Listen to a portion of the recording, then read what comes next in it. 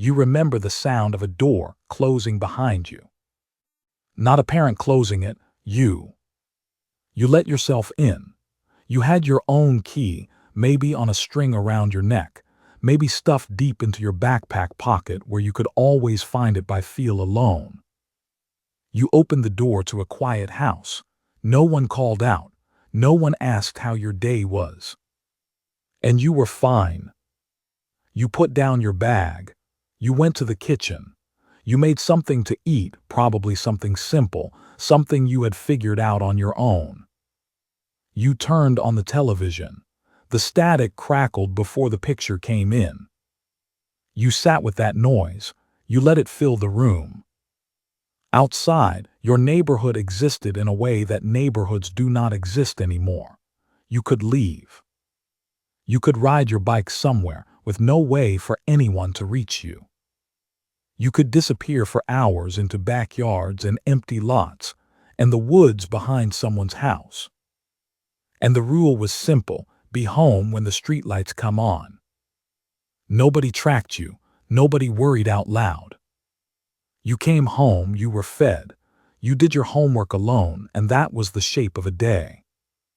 You learned to fill your own silence. Now look at you as an adult. You are the calm one in a crisis. You are the person in the meeting who does not panic. You are the reliable friend, the steady parent, the coworker everyone leans on, not because you asked to be, but because something in you simply adapted to be that way without thinking about it. People assume you are fine because you look fine, and you almost always look fine. This is not nostalgia. This is not a walk down memory lane. This is something older than that. This is archaeology. This is the beginning of understanding why you are the way you are.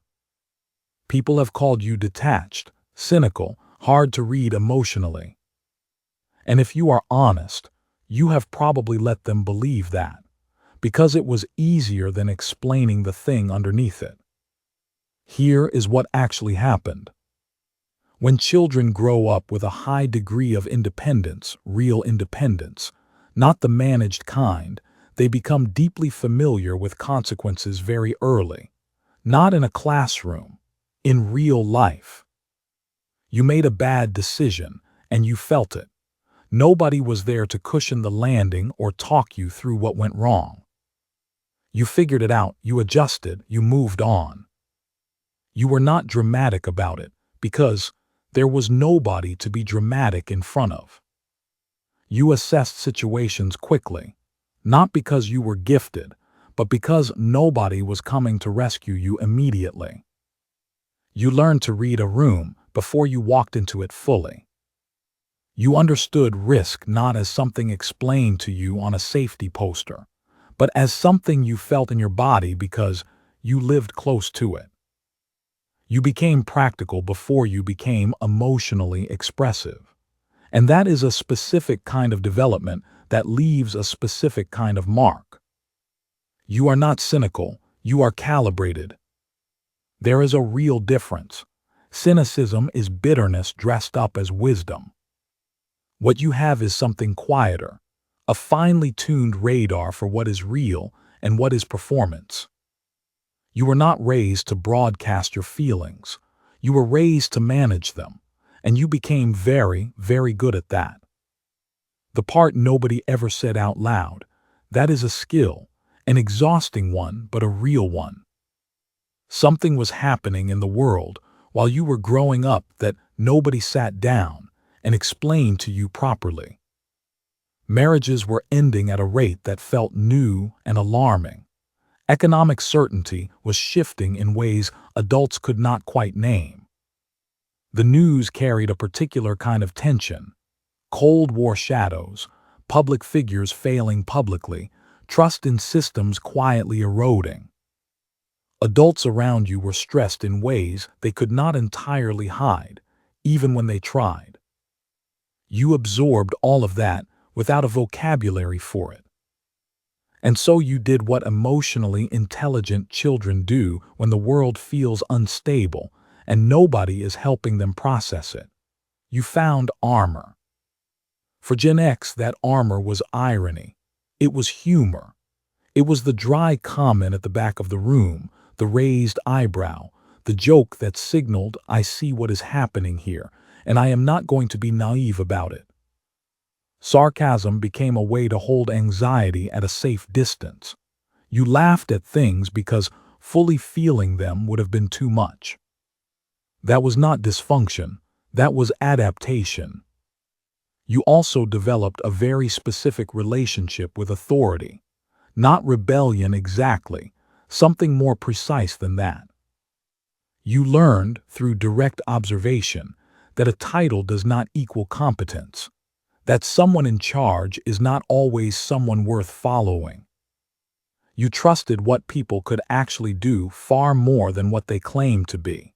You trusted capability more than charisma. And because you came of age before information was instant, before you could look up anything in seconds, your relationship with knowledge was different. You went to the library, you read the manual, you called someone who actually knew. You waited for information instead of retrieving it, and that waiting taught you patience and depth in ways that felt ordinary then and feel rare now. You learned how to sit with not knowing. That is a disappearing skill. At some point in your adult life, you realized you exist between two worlds in a way no other generation quite does. You remember a world before the internet. You remember looking something up in a physical encyclopedia. You remember making plans you could not change once you left the house. You remember being genuinely unreachable. You remember what boredom felt like, long, slow, slightly uncomfortable boredom that eventually turned into imagination because there was nothing else for it to become. And then the digital world arrived and you adapted, fully, because adaptation is what you do. But you carry both. You understand both. And that is quietly exhausting in a way that is hard to explain to someone who only knows one world.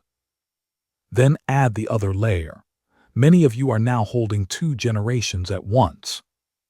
Parents who need more support than they used to.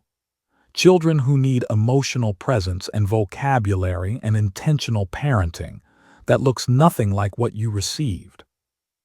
And in the middle of that, your own unprocessed things. The emotional needs from your own childhood that never quite got met, that you set aside because setting things aside was how you survived. You adapted to technology. You adapted to parenthood. You adapted to caregiving.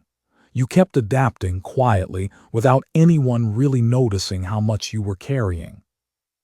You became emotionally bilingual, fluent in the language your children need, and still internally wired in the language you were raised in, where vulnerability was handled privately, and strength meant not making your struggle visible. You are trying to give your children what you needed without taking away the resilience your own childhood accidentally gave you. That balance does not come with instructions, and yet you are figuring it out, quietly, the way you figure out everything. Here is something true that almost nobody has said to you directly. You became strong in a way that does not perform. You did not become strong for an audience. There was no audience. You became strong because the situation required it and you were the only one available. That kind of strength does not announce itself. It does not need recognition to keep functioning. It simply continues. You learn to exist without constantly documenting yourself, long before that was even a choice. You lived whole summers, whole years, whole chapters of your life without recording them, without sharing them, without waiting for a response from anyone. You were present in your own life without an audience, and you thought that was just how life worked. You may be one of the last generations that truly remembers what it felt like to be bored for long enough that your mind had to create something to fill the space. You remember uninterrupted thought. You remember silence that was not alarming. You remember solitude that was not lonely.